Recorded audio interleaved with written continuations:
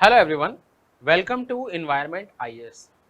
दोस्तों, एमसीक्यूज की जो हमारी सीरीज है उसमें 24 मई के जो इम्पोर्टेंट न्यूज़पेपर आर्टिकल पेपर में पब्लिश हुए हैं उनको हम ले रहे हैं और उस पर बेस्ड क्वेश्चंस को ले रहे हैं। So the Hindu, Indian express की जो भी इम्पोर्टेंट आर्टिकल है वहां से हमने क्वेश्चन फ्रेम किए हैं। पहला जो इम्पोर्टेंट आर्टिकल था वो इन्वायरमेंट इकोलॉजी सेक्शन से था। इसको डिटेल में हमने इन्वायरमेंट सेक्शन के एक्सप्लेनेशन में कवर किया है और इसी पर हमने क्वेश्चन बनाया है। Microplastic, new study reveal extent of microplastic pollution in Ashtamudi lake, page number 3, Hindu 24 मई को ये आर्टिकल आया था। क्वेश्चन ये है, the Ashtamudi lake which is recently seen in the news is located at which of the following state? Kerala, Goa, Karnataka, Tamil Nadu. Ashtamudi जो lake है वो कौन से स्टेट में स्थित है? वेरी इजी क्वेश्चन, ठीक है। कयाल बैकवाटर्स कहाँ हैं? केरल के। तो अष्टमुडी लेक जो है वो केरला में लोकेटेड है। ये केरला का एक इंपॉर्टेंट बैकवाटर है, याद रखना। Question number 2, why is there a great concern about microbeads that are related to environment? UPSC CSC prelims 2019 का क्वेश्चन है। माइक्रोबीड्स को लेके कंसर्न या चिंता क्यों है? Option A, they are considered harmful to marine ecosystem. They are considered to cause skin cancer in children. They are small enough to be absorbed by crop plant in irrigated field. They are often found to be used as a food adulterants. Microbeads को लेके concern क्यों है? Very important question, ठीक है। तो almost इसी article से related question है ये, इसीलिए हमने इसको लिया है। तो आर्टिकल में क्लियरली मेंशन है कि माइक्रोबीड्स है वो फिश की बॉडी के अंदर चला गया था। जो लोग इस फिश को कंज्यूम करेंगे उनकी बॉडी में माइक्रोबीड जो है इकट्ठा हो जाएगा, माइक्रोप्लास्टिक इकट्ठा हो जाएगा और ये इकोसिस्टम को नुकसान पहुंचाएगा। तो आप ये देखिए first option, they are consider harmful to marine ecosystem. Fish के लिए हार्मफुल है, ह्यूमन बींग्स के लिए हार्मफुल है। और जनरली क्या होता है, ये वाटर बॉडीज में चले जाते हैं तो मेनली अफेक्ट करते हैं मैराइन इकोसिस्टम या वाटर बेस्ड इकोसिस्टम को। तो A is correct answer, microbeads.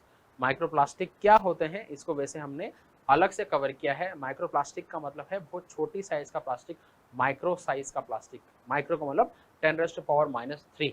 तो वो प्लास्टिक जिसका साइज 5 × 10⁻³ मीटर से कम हो, दैट इज माइक्रोप्लास्टिक।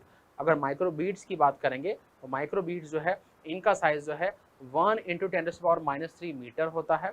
माइक्रोबीड जो है कॉस्मेटिक्स, हमारे ब्यूटी प्रोडक्ट जो है उनमें, पर्सनल केयर के प्रोडक्ट, इंडस्ट्रियल जो स्क्रबर्स में काम में आते हैं। इसके अलावा माइक्रोबीड जो है टेक्सटाइल और रेजिन में काम में आते हैं और ये बॉडी को ब्लॉक कर देते हैं जगह जगह से, तो इनके बहुत सारे नुकसान है। Next question, consider the following statement about international health regulation. ये क्वेश्चन बहुत इंपॉर्टेंट है और इसको थोड़ा सा ध्यान रखना है। इंटरनेशनल हेल्थ रेगुलेशन के बारे में 3 statement. International health regulation first adopted by world health assembly in 1969. There are 196 state party to the international health regulation.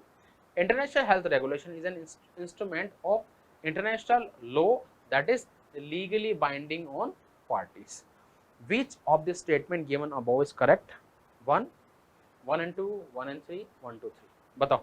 International health regulation पर एक आर्टिकल आया है हिंदू में, काफ़ी काम का है और रिलेवेंट है, उसको ध्यान से पढ़ना है और वहीं से एक क्वेश्चन फ्रेम किया है।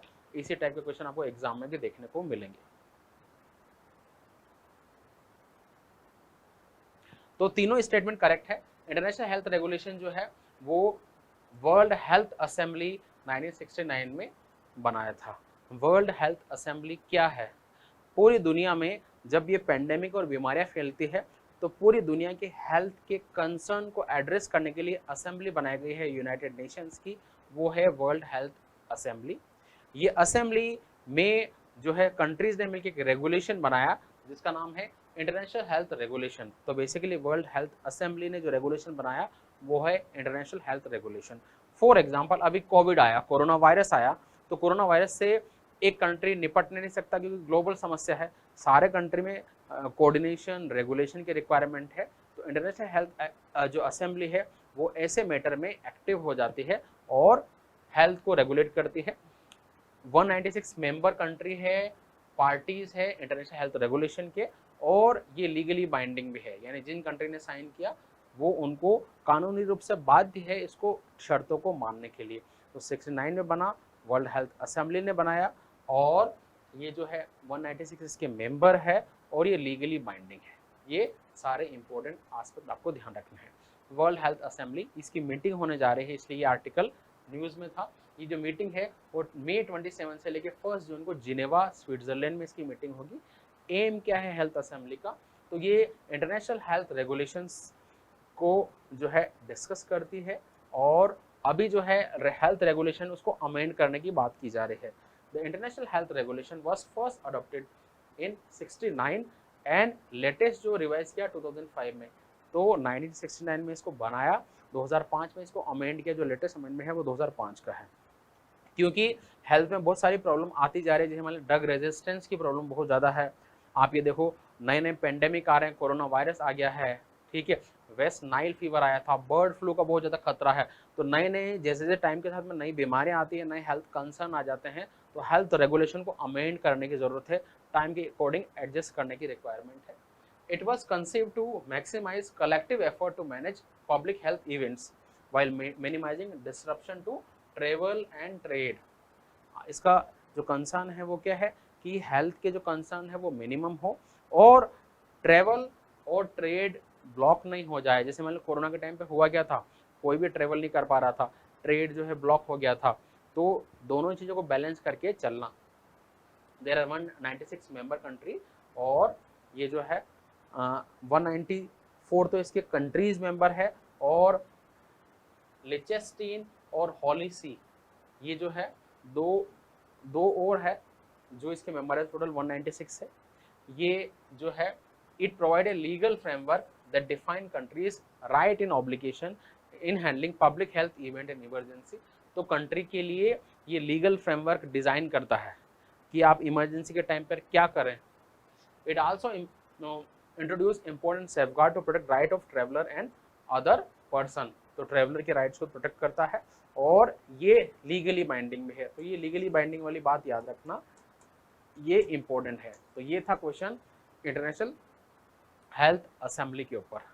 Next question, the joint sword 2024 A military drill which was recently seen in the news are India Sri joint military exercise, Chinese People's Liberation Army's military exercise around Taiwan Strait, a joint exercise conducted between Indian Army and US Army Special Forces, a joint exercise conducted between India and France Army Special Forces।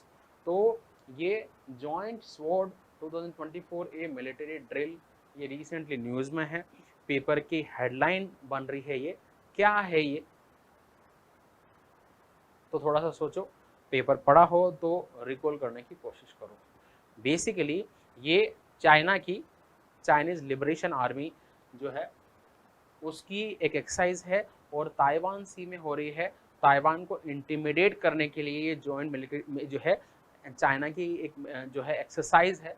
तो याद रखना, joint sword 2024 military drill क्या है, basically Taiwan सी में China की exercise है, Taiwan straight में। तो इसको थोड़ा सा ध्यान रखना है, ये रिसेंटली न्यूज़ में भी है। अगेन चाइना ताइवान रिलेशनशिप के ऊपर हमने आर्टिकल कवर किया है, अलग से वो चैनल के ऊपर अपलोड हो जाएगा, उसको भी ज़रूर देखें। Thank you very much.